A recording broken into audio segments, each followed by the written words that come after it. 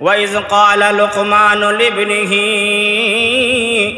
وهو يعظه يا بني لا تشرك بالله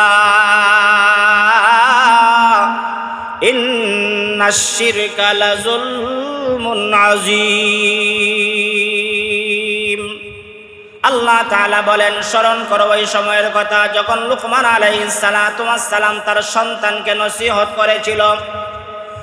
এক নম্বরে লুকমান তার কলিজার টুকরা সন্তানকে নসিহত করেছিল। ওয়াইজ ক্বালা লুকমান লিবনিহি, হে আমার কলিজার টুকরা সন্তান, ইয়াইজুহু, আমি তোমাকে ওয়াজ করলাম, নসিহত করলাম, আমি তোমাকে উপদেশ দিলাম। কি উপদেশ দিলাম সন্তান শোনো। এক নাম্বার হলো ইয়া বুনাইয়া লা তুশরিক বিল্লাহ, কলিজার টুকরা সন্তান শুনিয়া রাখো, আল্লাহর সঙ্গে কাউকে শরীক করবা না, আল্লাহর সঙ্গে কাউকে অংশীদার করবা না। আল্লাহ তাআলা হলেন লা শরীক, আল্লাহ তাআলা হলেন একক, আল্লাহর সঙ্গে কাউকে শরীক করা যাবে না। নামাজ পড়বা আল্লাহর জন্যে, রোজা রাখবা আল্লাহর জন্যে, ইবাদত করবা আল্লাহর জন্যে। নামাজ পড়তে গিয়ে যদি আল্লাহর সঙ্গে শরীক করো, ওই নামাজের প্রতিদান আল্লাহর দরবারে পাইবা না। রোজা রাখতে গিয়ে যদি আল্লাহর সঙ্গে অংশীদার করো, রোজার প্রতিদান আল্লাহর কাছে পাইবা না। দান সদকা করতে গিয়ে যদি তোমরা আল্লাহর সঙ্গে অংশীদার করে পেলো, তাহলে সেই দান সদকার বিনিময়ে সওয়াব পাইবা না। আমার পয়গম্বর মুহাম্মদুর রাসূলুল্লাহ বলেন, মান সাল্লা ইউরাই ফাকাদ আশরাকা ওয়া মান সামা ইউরাই ফাকাদ আশরাকা ওয়া মান তাসাদ্দাকা ইউরাই ফাকাদ আশরাকা। আল্লাহর পয়গম্বর বলেন, যে ব্যক্তি মানুষকে দেখানোর জন্য নামাজ পড়লো, সে যেন আমি আল্লাহর সঙ্গে শিরিক করলো। যে ব্যক্তি মানুষকে দেখানোর জন্য রোজা রাখলো, সে যেন আমি আল্লাহর সঙ্গে শিরিক করলো। যে ব্যক্তি মানুষকে দেখানোর জন্য দান সদকা করলো, সে যেন আমি আল্লাহর সঙ্গে শিরিক করলো। আল্লাহর পয়গম্বর মুহাম্মদুর রাসূলুল্লাহ বলেন, কোন মানুষ যদি মানুষকে দেখানোর জন্য এমন কাজ করে হাসরের ময়দানে যায়, ওই মানুষটাকে আল্লাহ জিজ্ঞাসা করবেন, ও বান্দা কার জন্য নামাজ পড়েছিলা? ওই বান্দা যদি বলে আল্লাহ আপনাকে দেখানোর জন্য, বলে না না মিথ্যা কথা বলেছ, তুমি মানুষকে দেখানোর জন্য লম্বা সেজদা দিয়েছিলা, মানুষ তোমাকে বাহ বাহ নামাজি বলবে, সেই জন্য তুমি এরকম ভাবে দাঁড়ায় দাঁড়ায় নামাজ পড়েছিলা। তোমার দিলের খবর দুনিয়ার কেউ না জানলেও একমাত্র জানেন কে? আল্লাহ জানেন। এমন নামাজি আছে না, মানুষরা দেখলে দেখবেন সেজদা দিয়া সুবহান রাব্বিয়াল আলা সুবহান রাব্বিয়াল আলা, বোঝা যায় এর চাইতে নামাজি আর নাই। এমনও নামাজি আছে সেজদা দিয়া মানুষকে দেখাইবার লাগিয়া তার ডাইনে বামে মানুষকে সজাগ করিলাই, এমন ভাবে আওয়াজ দেয়, আওয়াজ নাই নিলা, এমন আওয়াজ দেয় যে আওয়াজ দিয়া ডাইনে বামের মানুষের তসবিহ বেড়া লাগাইলাই। বুঝায় এ পারে হল, তার কেউ পারে না। এজন্য নামাজের ক্ষেত্রে, রোজার ক্ষেত্রে, দান সদকার ক্ষেত্রে, সব ক্ষেত্রে ইবাদত চলবে একমাত্র কার জন্যে? আল্লাহর জন্যে। এই কথাটাই লুকমান তার কলিজার টুকরা সন্তানকে নসিহত করলেন। সন্তান, এক নম্বরের নসিহত, এক নম্বরের তোমাকে পরামর্শ দিলাম, এক নম্বরে তোমাকে ওয়াজ করলাম, ও সন্তান, তোমার জন্য আমি যেমন হিতাকাঙ্ক্ষী, পৃথিবীর আর কেউ এমন হিতাকাঙ্ক্ষী হতে পারে না। সন্তানের জন্য বাবার চাইতে হিতাকাঙ্ক্ষী আর কেউ হতে পারে? সন্তান যদি বিপদে পড়ে সবার আগে বাবাকে দাঁড়ায়। সন্তান যদি কোনো মুসিবতে পড়ে, বাবা দেখবেন সব কিছু ফেলে দিয়া সন্তানকে বাঁচানোর জন্য ওই জায়গায় গিয়ে উপস্থিত হয়। ওই বাবা তার সন্তানকে বাঁচানোর জন্য এক নম্বরে নসিহত করলেন, শিরিক করবা না, শিরিক মুক্ত ইবাদত করবা। শিরিক কেমন গুনাহ? ইন্নাশ শিরকা লাযুলমুন আযীম, শিরিক হলো মারাত্মক গুনাহ, কঠিন গুনাহ, যেই গুনার কোনো মাফ নাই। একটা মানুষ যদি শিরিক গুনাহ নিয়ে মারা যায়, আল্লাহ তাকে মাফ করবেন না। ইন্নাশ শিরকা লাযুলমুন আযীম, এমন কঠিন গুনাহ, কিন্তু শিরিক করছে, জানতে পারছে দুনিয়ার হায়াতের জিন্দিগিতে আমি শিরিক করে ফেলেছি, আমি অন্যায় করে ফেলেছি। হায়াতের জিন্দিগিতে যদি আল্লাহর কাছে তওবা করে, আল্লাহ অন্যায় করে ফেলেছি, শিরিক করে ফেলেছি, আল্লাহ আমাকে মাফ করে দাও, শিরিক গুনাহ দুনিয়াতে আল্লাহ মাফ করবেন। কিন্তু শিরিক গুনাহ নিয়ে যদি কেউ মারা যায়, তার সেই গুনাহ আল্লাহ কখনো ক্ষমা করবেন। এজন্য এই শিরিক গুনাহটা মারাত্মক গুনাহ। এই শিরিক থেকে বাঁচতে হলে আমাকে সঠিক আল্লাহ তাআলার ইবাদত বন্দেগী করতে হলে কোরআন সুন্নাহকে আমার অনুসরণ করে চলতে হবে। কোরআন কি বলেছে, সুন্নাহ আমাকে কি বলেছে, আল্লাহর পয়গম্বরের আদর্শ আমাকে রাস্তা কোনটা দেখাই দিয়েছে, সেটা আমাকে আঁকড়ে ধরতে হবে। সংক্ষিপ্ত আকারে যেই কথাটা বুঝাইতে চাই, লুকমান আলাইহিস সালাতু ওয়াস সালাম এক নম্বরে তার কলিজার টুকরা সন্তানকে নসিহত করলেন কি, ও সন্তান তুমি কি করবা, ইবাদত করবা, ইবাদতের মধ্যে শিরিক করবা না। এটা মন্দ নসিহত না ভালো নসিহত? ভালো নসিহত, কিন্তু ভালো নসিহতটা সবাই গ্রহণ করে না। কেন করে না? ওই কলব নষ্ট। কি নষ্ট? কলব নষ্ট। কলব নষ্ট থাকার কারণে সেই কথাটা গ্রহণ করতে পারে না। তার কাছে কোনো জিনিস ভালো লাগে না, ভালো কাজ তার কাছে ভালো লাগে না, তার কাছে অন্যায় কাজ ভালো লাগে, নাফরমানি কাজ ভালো লাগে, আল্লাহর অবাধ্য কাজ তার কাছে ভালো লাগে। কেন ভালো লাগে? কলব নষ্ট হয়ে গেছে। 2 নম্বরে হযরতে লুকমান আলাইহিস সালাতু ওয়াস সালাম তার কলিজার টুকরা সন্তানকে নসিহত করলেন, ও আমার কলিজার টুকরা সন্তান, তুমি তোমার মা বাবার সঙ্গে ভালো ব্যবহার করবা। কি করবা? মা বাবার সঙ্গে ভালো ব্যবহার করবা। সন্তান মা বাবার সঙ্গে ভালো ব্যবহার করার নির্দেশ ফায়সালা দিয়েছেন কে? আরো জোরে বলেন, আল্লাহ দিয়েছেন। কিন্তু আজকে দেখা যায় এমনও সন্তান আছে মা বাবার সঙ্গে ভালো ব্যবহার করে না। সেই বিষয়ে আজকে আলোচনা করব না, কারণ এটা প্রাসঙ্গিক আরেকটা কথা। এরপরে লুকমান আলাইহিস সালাতু ওয়াস সালাম আরো নসিহত করলেন 3 নম্বরে, হে আমার কলিজার টুকরা সন্তান, ইয়া বুনাইয়া আকিমিস সালাহ, নামাজ কায়েম করো। কি করো? নামাজ কায়েম করো। প্রতি শুক্রবারেই বলা হয় নামাজ কায়েম করো, নামাজ পড়ো, নিজে নামাজি হও, পরিবার পরিজনকে নামাজি বানাও, নিজে আল্লাহওয়ালা হও, পরিবার পরিজনকে আল্লাহওয়ালা বানাও। এই কথাটাও একদল লোকের ভালো লাগে, এই কথাটাও একদল লোকের গায়ে জ্বলে। নামাজ পড়বো, আমার নামাজ আমি পড়লে পড়বো, না পড়লে নাই। হ্যাঁ ভাই ঠিক আছে, তুমি পড়লেও তোমার ইচ্ছা, না পড়লেও তোমার ইচ্ছা, বলাটা আমার দায়িত্ব। বলাটা আমার দায়িত্ব, পড়েন না পড়েন সেটা আপনার ব্যাপার। দেখবেন রাস্তা দিয়ে হকার যায়, 3 পিস আছে, 2 পিস আছে, এমন কাপড় আছে, তেমন কাপড় আছে, মাইকিং করে। সবাই কি কিনে? শুনে। কিন্তু সবাই মাইক দিয়ে যখন বলে যায় তখন সময় সবাই শুনে। কয়জনে ক্রয় করে? যাদের প্রয়োজন তারাই ক্রয় করে। দেখবেন বাঙ্গালীরা মাইকিং কইরা যায় যে মোবাইল আছে কিনা, লোহা লক্কর আছে কিনা, সবাই কি দেয় না? যার প্রয়োজন, যার দরকার সে দেয়। তো মসজিদের মিনার থেকে কি হয়? আল্লাহু আকবার, আল্লাহু আকবার, আল্লাহ সবচাইতে বড়, সবার কান পর্যন্ত পৌঁছে। সবাই কি মসজিদে আসে? সবাই তো মসজিদে আসে না। কেন আসে না? আসতে পারে না, তার কলব নষ্ট হয়ে গেছে। সংবাদ পায়, আহ্বান পায়, কিন্তু আহ্বানে সাড়া দিতে পারে না। সাড়া দেয় কারা? যাদের প্রয়োজন মনে করে তারা। আর প্রয়োজন মনে করে কারা? ঈমানওয়ালা যারা। আর ঈমানওয়ালা কারা? আল্লাহকে বিশ্বাস করে যারা, তারাই ঈমানওয়ালা। তারাই আল্লাহর ডাকে জোহরে সাড়া দিয়ে মসজিদে আসে, তারাই আল্লাহর ডাকে সাড়া দিয়ে আসরে আসে, তারাই আল্লাহর ডাকে সাড়া দিয়ে মাগরিব এশা ফজরে আসে। আর তারাই ভাগ্যবান, তারাই দামি, তারা আল্লাহর কাছে সম্মানী, তারাই আল্লাহর তরি জান্নাতের মেহমান হয়ে যাবে। এজন্য হযরতে লুকমান তার সন্তানকে বললেন, ইয়া বুনাইয়া আকিমিস সালাহ, হে আমার কলিজার টুকরা সন্তান, তুমি কি করবা? নামাজ কায়েম করবা। কি করবা? নামাজ কায়েম করবা। আজকে তো দেখা যায়, আগেও বলেছি এখনো বলি, বাবাই নামাজ পড়ে না, সন্তানরে কেমনে নসিহত করবে? বাবা যদি নামাজ পড়তো তো সন্তানরে বলতো, বাবা তুমি নামাজ পড়ো। বাবাই নামাজ পড়ে না, সন্তানকে তো বলার কোনো সুযোগই নাই। এজন্য আগে নিজে ঠিক হওয়া, তারপরে সন্তানকে দাওয়াত দেওয়া। নামাজি হও, নিজে নামাজ পড়ো, নিজে নামাজ কায়েম করো, সন্তানকে নামাজ কায়েম করার দাওয়াত দাও। দেখবা তোমার ঘরটা দুনিয়ার জান্নাত হয়ে যাবে। সুবহানাল্লাহ। দেখবেন আজকে প্রত্যেকটা ঘরের ভিতরে অশান্তি, স্বামী স্ত্রীর ঝগড়া, ছেলে মেয়ের ঝগড়া, বাবা সন্তানের ঝগড়া, ঘরের ভিতরে শুধু ঝগড়া আর ঝগড়া, অশান্তি আর অশান্তি। কেন? তার কারণ হলো আপনার ঘরের ভিতরে দিন নাই, নামাজ নাই, কোরআন তেলাওয়াত নাই, ইবাদত বন্দিগি নাই। আর ইবাদত বন্দিগি না থাকার কারণে ঘরের ভিতরে একে অপরে ঝগড়া, একে অপরকে দেখতে পারে না। বাবা সন্তানকে গালি দেয়, সন্তান বাবাকে গালি দেয়, ছেলে মেয়েকে ঝগড়া করতেছে। একটা ঘরের ভিতরে পুরো একটা জাহান্নামের গর্ত হয়ে গেছে। এরকম ফ্যামিলি আছে না নাই? অভাব নাই। এজন্য নিজে আগে সংশোধন হওয়া দরকার।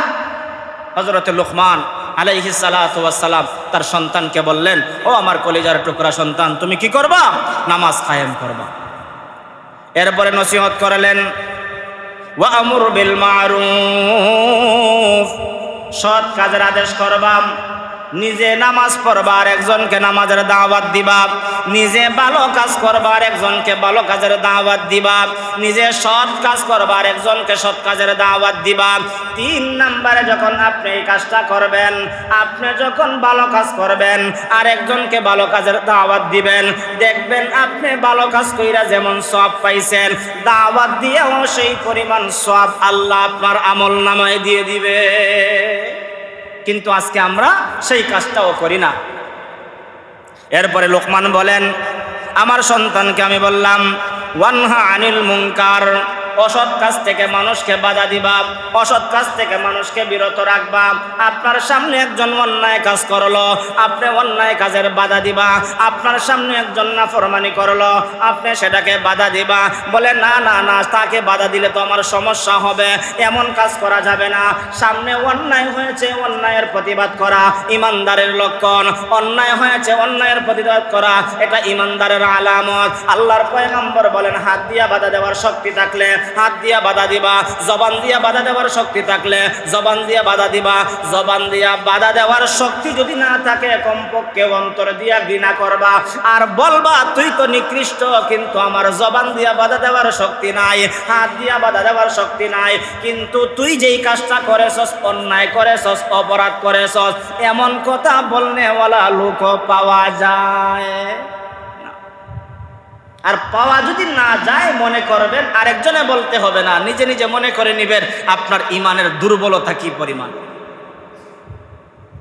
এরপরে ওয়াসবির আলা মা আসাবাক, লোকমান তার সন্তানকে নসিহত করেন, ও সন্তান, অন্যায় কাজের যখন প্রতিবাদ করবা, দিল তোমার উপরে আসবে। অন্যায় কাজের প্রতিবাদ যখন করবা, তোমার বিরুদ্ধে মানুষ কথা বলবে, সবর করবা, ধৈর্য ধারণ করবা। ওয়াসবির আলা মা আসাবাক, তুমি যদি ধৈর্য ধরতে পারো, সবর করতে পারো, তোমার জন্য মহা পুরস্কার আছে না নাই? আল্লাহ পুরস্কার দিলেন, কিন্তু আমরা সবর করতে পারি না।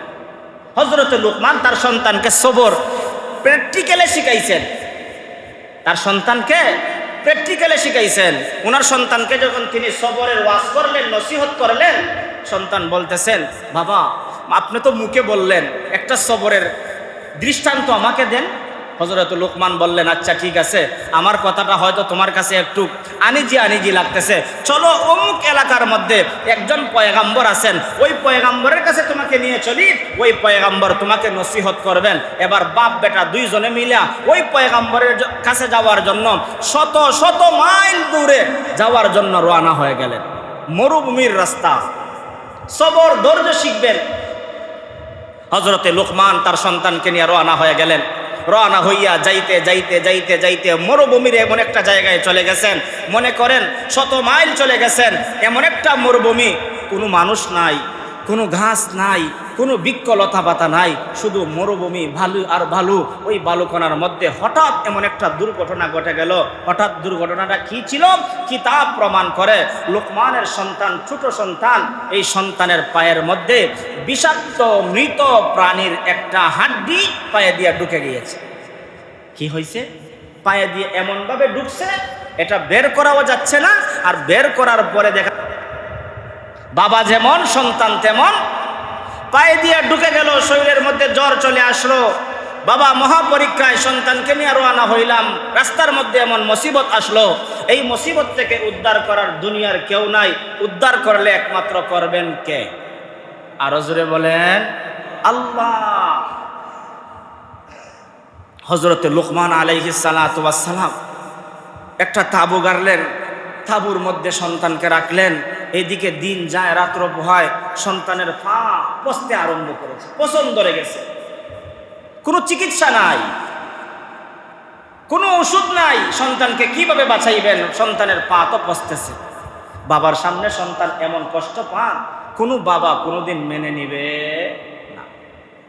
এবার বাবা লুকমান আলাইহিস সালাতু ওয়াস সালাম আল্লাহর দরবারে কান্না করেন, সেজদায় পইরা ওই তাঁবুর ভিতরে। আল্লাহ কি পরীক্ষার মধ্যে ফেলাইছেন? সন্তানকে নিয়ে যাচ্ছিলাম নসিহত শোনানোর জন্য পয়গম্বরের কাছে, ওই এলাকায় যাব। ইয়া আল্লাহ, আমার সন্তানকে যেই পরীক্ষার মধ্যে ফেলাইছেন, আমার সামনে যদি আমার সন্তানটা মারা যায়, আমি বাবা হিসাবে সহ্য করতে পারবো না। আমার সন্তান যে কষ্ট করতেছে, আমি বাবা সহ্য করতে পারতেছি না। ওগো মালিক আল্লাহ, এই বিপদ থেকে আমাদেরকে উদ্ধার করো, এই বিপদ থেকে আমাদেরকে হেফাজত করো। এমন কথা বইলা বইলা হযরতে লুকমান আলাইহিস সালাতু ওয়াস সালাম আল্লাহর দরবারে কান্না করতে লাগলেন, আল্লাহ তাআলার দরবারে ফরিয়াদ করলেন। মুমিন আল্লাহওয়ালা যখন সেজদায় পইরা আল্লাহকে ডাকে, আমার আল্লাহ তাআলা মরুভূমির মধ্যেও বান্দার ডাকে সাড়া দিতে পারেন কি পারেন না? আল্লাহ তাআলা বান্দার ডাকে সাড়া দিয়ে দিলেন। আর ওইদিকে লুকমান সেজদায় পইরা কান্না করতেছে, আল্লাহ আমার সন্তানকে বাঁচাও, আমার সন্তানকে এই বিপদ থেকে উদ্ধার করো, আমার সন্তানকে মুসিবত থেকে উদ্ধার করো। বাবা সেজদায় কান্না করতেছে, সন্তান পা নিয়ে কাতরাইতেছে, পায়ের বিষের বেদনায় সহ্য করতে পারতেছে। হঠাৎ করে দেখে রাত্রির মধ্যে সুন্দর চেহারার অধিকারী এমন একজন ব্যক্তি আইসা বলতেছে, ও বালক সন্তান, তোমার কি হয়েছে? সন্তান এত কষ্টের মধ্যেও বলতেছে, আলহামদুলিল্লাহ, আমি ভালো আছি, আল্লাহ আমাকে ভালো রেখেছেন। আপনারাও বলেন না আলহামদুলিল্লাহ? আমরা সামান্য একটু হইলে না, মোটামুটি তেমন বালা না, বড় অশান্তি, বাড়িতে অশান্তি, নিজের বেমার, নিজের রোগ, আমরা হই না, সামান্য বিপদ। কিন্তু সন্তানের পা পচে যাচ্ছে, সন্তানের পায়ের ব্যথায় সারা শরীর বিষাক্ত হয়ে গেছে। কিন্তু অপরিচিত মানুষ আইসা যখন জিজ্ঞাসা করলো, আপনি কেমন আছেন, কি অবস্থা আপনার? সন্তান জবান দিয়া কি বলেছে? আলহামদুলিল্লাহ, আল্লাহ আমাকে ভালো রেখেছে। জিজ্ঞাসা করলেন, তোমার কি কোনো সমস্যা আছে? বলে, আমার পায়ের মধ্যে এই একটা ঘটনা ঘটে গেছে, আমার পায়ের এই সমস্যা। তখন সময় ওই লোকটা, অপরিচিত লোকটা বললেন, তোমার পাটা দেখাও।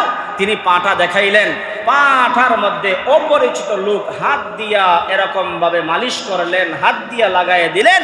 মুহূর্তের ভিতরে লুকমানের সন্তানটা পরিপূর্ণ সুস্থ হয়ে গেছে। আরো জোরে বলেন না সুবহানাল্লাহ। এবার সুস্থ হয়ে যাওয়ার পরে সন্তান জিজ্ঞাসা করেন, আপনি কে? এই গভীর রাত্রিতে মরুভূমির মধ্যে কোথায় থেকে আপনি আসলেন? আবার আয়েশা আমাকে জিজ্ঞাসা করেন, আমি কেমন আছি? আমি যখন রবের শুকরিয়া আদায় করলাম, আপনি মুস্কি হাসি দিলেন। আবার জিজ্ঞাসা করলেন, তোমার কোনো সমস্যা আছে কিনা? আমি পায়ের সমস্যা দেখাইলাম, আপনি হাত লাগাইয়া দিলেন, মুহূর্তের ভিতরে সুস্থ হয়ে গেল। তার কারণটাকে আমাকে বুঝিয়ে দাও। সন্তান এই কথা বলার সঙ্গে সঙ্গে ওই আগন্ত ব্যক্তিটা পরিচয় দিল, আলা জিবরাইল, আমি হলাম জিবরাইল আলাইহিস সালাতু ওয়াস সালাম। বলে, আপনি কেমনে সংবাদ পাইলেন? বলে, আপনার বাবা না সেজদায় পইরা আল্লাহ তাআলার দরবারে কান্না করতেছে, আমার আল্লাহ তাআলা পাঠায় দিয়েছেন মরুভূমির মধ্যে আপনাকে সুস্থ করে দেওয়ার জন্য। ওরে বালক, শুনিয়া না, তোমার বাবার সেজদাটা এত দামি হয়ে গেছে, তোমার বাবার সেজদার মধ্যে পইরা চোখের পানি ছেড়ে দিয়া আল্লাহকে ডাক দিছে, আল্লাহর কুদরতি সাগরের মধ্যে ঢেউ উঠে গেছে। আমার আল্লাহ তাআলা গভীর রজনীতে আমি ফেরেশতাদের সরদার জিবরাইল আলাইহিস সালাতু ওয়াস সালামকে তোমাদের কাছে পাঠিয়ে দিয়েছে। আমার আল্লাহ তাআলা আমি জিবরাইলের হাতের মধ্যে বরকত দান করে দিয়েছে। আমি যখন তোমার বেতাস্থানে রোগাক্রান্ত জায়গায় হাতটা লাগাইয়া দিলাম, মুহূর্তের ভিতরে তোমার রোগাক্রান্ত জায়গাটা আমার আল্লাহ সুস্থ করে দিয়েছেন। আল্লাহু আকবার। বলেন তো দেখি, সবর করলে, ওয়াসবির আলা মা আসাবাক, ধৈর্য ধারণ করলে প্রতিফল ভালো দেন কে? আরো জোরে বলেন কে? এবার 2 নম্বরে আগন্ত লোকটা ডাক দিয়া বলে, আপনাদের ঘটনা এখানে কেন ঘটেছে আপনি কি জানেন? বালক ডাক দিয়া বলে, না, মরুভূমির মধ্যে এমন বিপদে কেন পড়লাম জানি না। এবার আগন্তুক লোক ডাক দিয়া বলে, ওরে আল্লাহর বান্দা, তুমি শুনো, তোমার বাবা সেজদা থেকে উঠার পরে তোমার বাবাকে বলিও, কারণটা হলো তোমরা যেই এলাকায় যাইবা ওই এলাকার মধ্যে একজন পয়গাম্বর আছেন। বলে হ্যাঁ আমরা তো জানি। বলে আমরা তো ওই পয়গাম্বরের কাছে যাওয়ার জন্য রওনা দিয়েছিলাম। বলে ওই এলাকার উম্মতেরা নবীর উপরে নির্যাতন করার কারণে, নবীকে কটাক্ষ করার কারণে, নবীর উপরে অপবাদ দেওয়ার কারণে আমার আল্লাহ তাআলা সাধারণ বৃষ্টি বন্ধ করে দিয়া তাদের উপরে পাথরের বৃষ্টি নাজিল করেছেন। তারা এরকম ভাবে কষ্টের মধ্যে ছিল। আপনার বাবা না আল্লাহর একজন প্রিয় মানুষ, আপনার বাবা তো আল্লাহ তাআলার একজন মহব্বতের মানুষ, এবং আপনাকে নিয়ে আপনার বাবার যেই উদ্দেশ্যে রওনা হয়েছিল উদ্দেশ্যটা ছিল ভালো। অতএব ভালো উদ্দেশ্য থাকার কারণে আপনাকে আর আপনার বাবাকে হেফাজত করার জন্য সামান্য রূপ দিয়া এখানের মধ্যে রেখে দিয়েছেন। আর ওই এলাকার উম্মতদেরকে পাথরের বৃষ্টি দিয়া আমার আল্লাহ ধ্বংস করে দিয়েছেন। সেজন্য সামান্য একটা আঘাত দিয়া তোমাদেরকে মরুভূমির মধ্যে রাখা হয়েছে।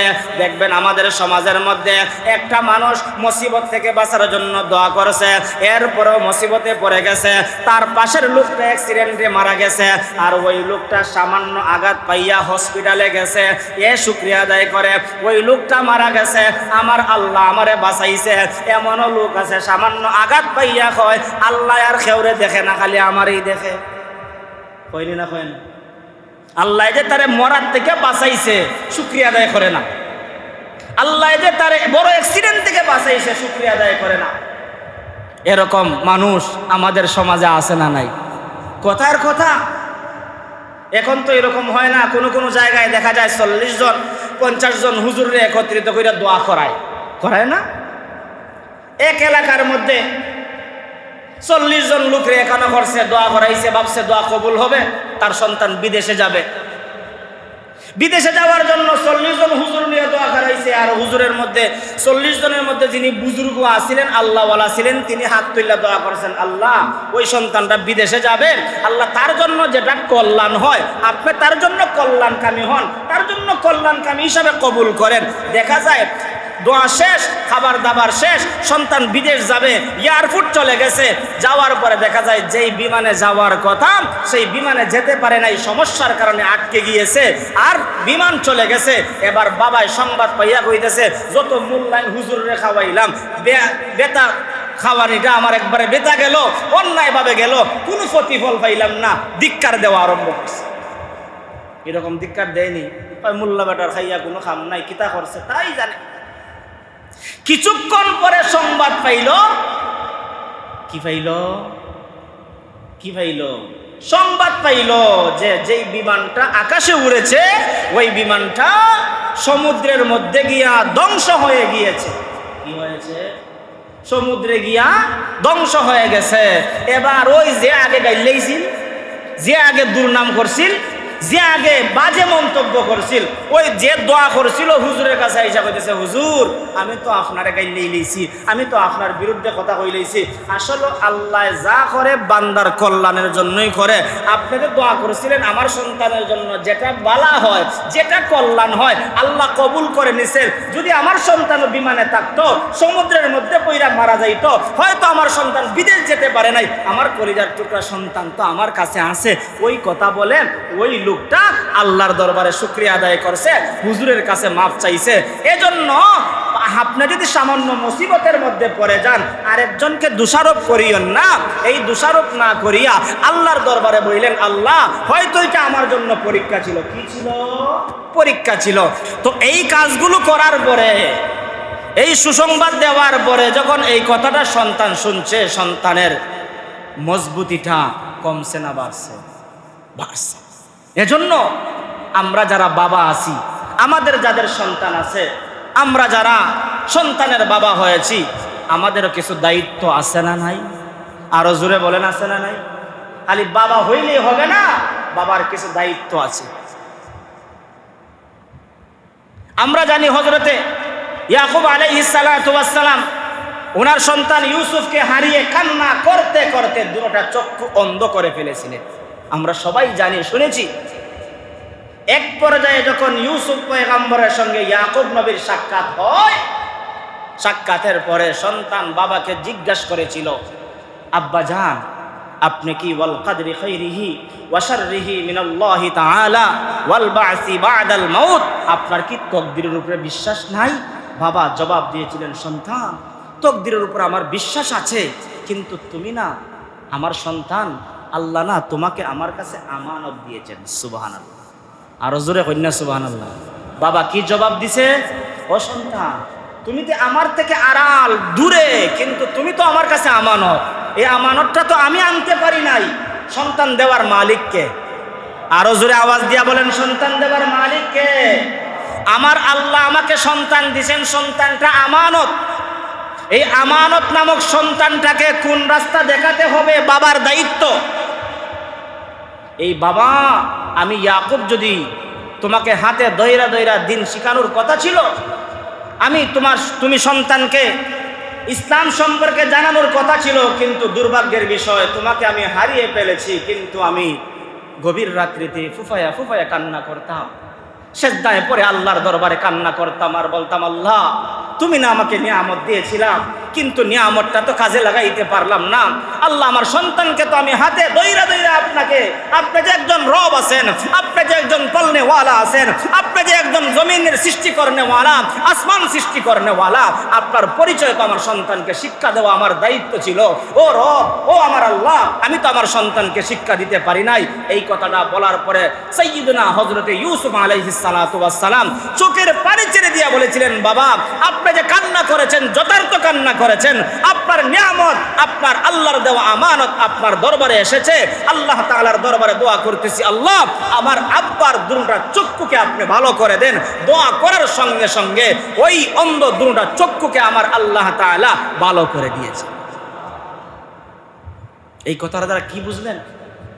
সন্তান জন্ম দিলাম আর যেটা ইচ্ছা সেটাই ফেলে দিলাম, সন্তান যেটা ইচ্ছা তা করলো। হাসরের ময়দানে আপনি বাবা হিসাবে আল্লাহর দরবারে সর্বপ্রথম জবাবদিহিতার কাঠগড়ায় দাঁড়াইতে হবে। কি মনে করছেন?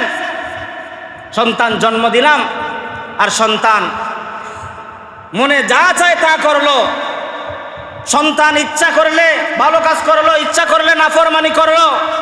আপনি বাবার যেমন দায়িত্ব আছে আপনি পালন করছেন কি না? হাসরের কঠিন ময়দানে আল্লাহর দরবারে জবাব না দেওয়া পর্যন্ত আপনি বাবা আল্লাহর কাছ থেকে বাঁচতে পারবেন। হযরতে লুকমান আলাইহিস সালাতু ওয়াস সালাম একজন গোলাম ছিলেন, কিন্তু লুকমানের সম্মান আল্লাহ বাড়ায় দিয়েছেন। হিকমত পাওয়ার পরে তিনি হিকমতটা বেকাজে লাগান নাই, ভালো কাজে লাগাইছেন। আর এমন ভালো কাজে লাগাইছেন, অনেক দূরের কথা, কিন্তু এই কথাটা উম্মতে মুহাম্মদের শিক্ষার জন্য আল্লাহ কোরআনে রেকর্ড করে দিয়েছেন। কিয়ামত পর্যন্ত সেই কথা থাকবে। কিয়ামত পর্যন্ত বাবার সন্তানেরা এই কথা থেকে শিক্ষা গ্রহণ করবে। যারা করতে পারবে লুকমানের অনুসারী হবে।